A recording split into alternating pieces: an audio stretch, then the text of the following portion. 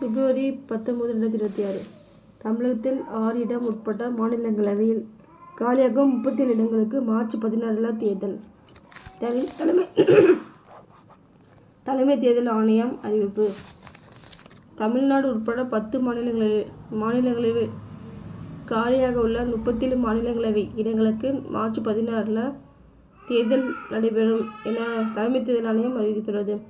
மகாராஷ்டிரா 7, தமிழ்நாடு 6, பீகார் 5, மேற்கு வங்காளம் 5, ஒடிசா 4, அசாம் 3, தெலுங்கானா 2, சத்தீஸ்கர் 2, ஹரியானா 2, இமாச்சல பிரதேஷ் 1 ஆகிய 10 மாநிலங்களில்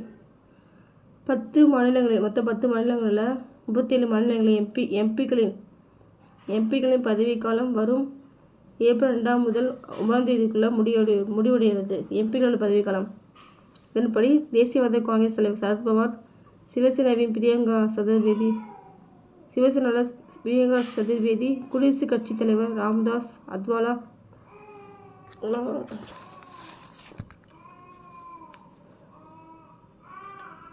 இந்த தேர்தலுக்கான அறிவிக்கை பிப்ரவரி 26 தேதி வெளியிடப்படும் என்றும், அன்று முதல் மார்ச் 5 வரை பிப்ரவரி 26 வெளியிடப்படும் என்றும், அன்று முதல்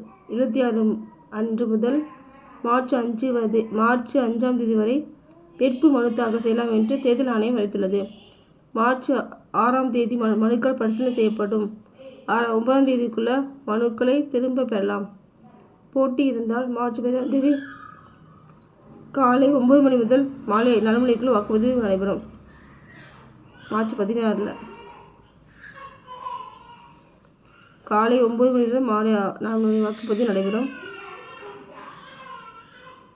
மாலை 5 மணிக்குள் வாக்குகள் எண்ணப்பட்டு முடிவுகள் வெளியிடப்படும்.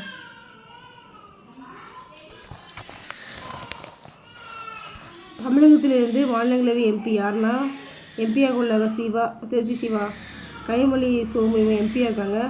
என்ஆர் இளங்கோ, அந்தியூர் செல்வராஜ் ஆகிய திமுகவினரும், அதிமுக தம்பிதுரை, தமாக தலைவர் ஜி.கே. வாசன் ஆகிய 6 பேரின் பதவிக்காலம். எம்பியோட பதவிக்காலம் ஏப்ரல் மாதத்துடன் முடிய இருக்கிறது. இதற்கான தேர்தல் மார்ச் 16 தேதி நடைபெறவுள்ளது.